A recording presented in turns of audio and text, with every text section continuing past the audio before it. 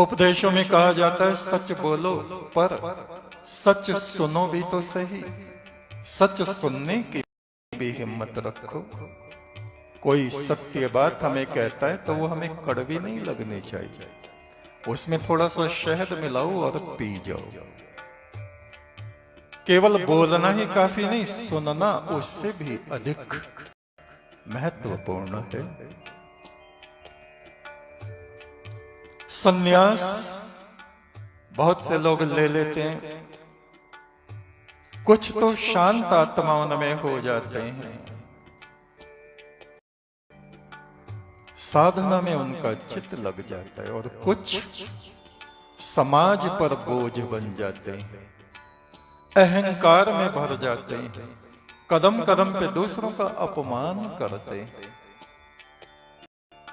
ऐसे साधु सन्यासियों से तो सामान्य मनुष्य ज्यादा अच्छे।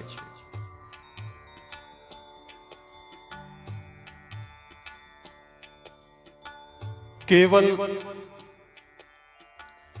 सर्कस जैसे करतब दिखाते रहने से बहुत से जटा में से दूध निकाल के दिखा रहे सन्यासी, कोई ऐसे हाथ हिला रहे, राख पैदा कर रहे, राख चाहिए चूल्हे में से उठा लो।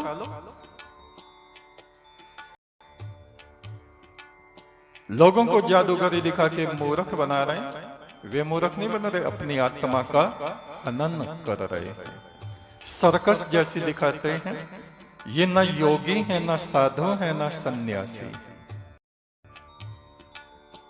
फिर मनुष्य को शांति कैसे मिलती है?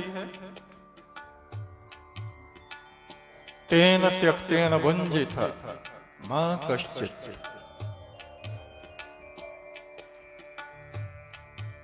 किसी के धन का लालच मत करो,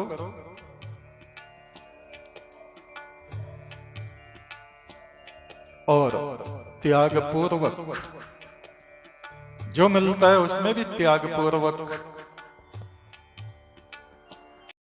हमें रहना चाहिए।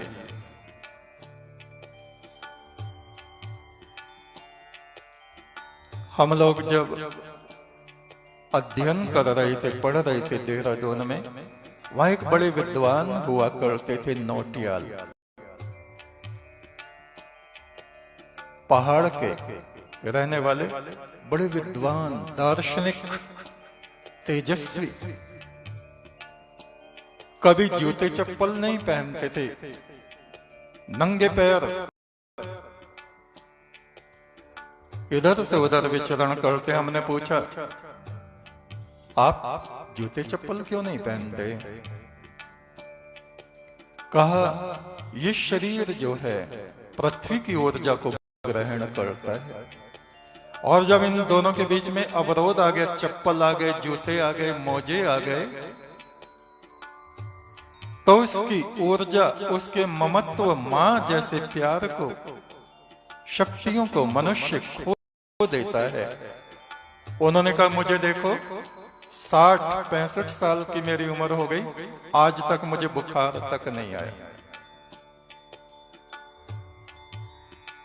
केवल नंगे पैर चलने से। अभी हाल में ही तुलसी गौड़ा नाम की एक महिला जो बड़ी चर्चा में रही, हमारे राष्ट्रपति रामनाथ कोविंद ने हाल में ही उनको पद्मश्री सम्मान से सम्मानित किया। कर्नाटक की आदिवासी महिला 6 दशक से, यानी 60 साल से पर्यावरण के लिए काम कर रही हैं, और 30,000 से अधिक पौधे, पेड़ उन्होंने लगा दिए। वो कभी स्कूल नहीं गई, पढ़ी लिखी नहीं है, लेकिन उन्हें पेड़ पौधों और जड़ी बूटियों का ऐसा ज्ञान है कि उन्हें जंगल का विश्वकोश कहा जाता है।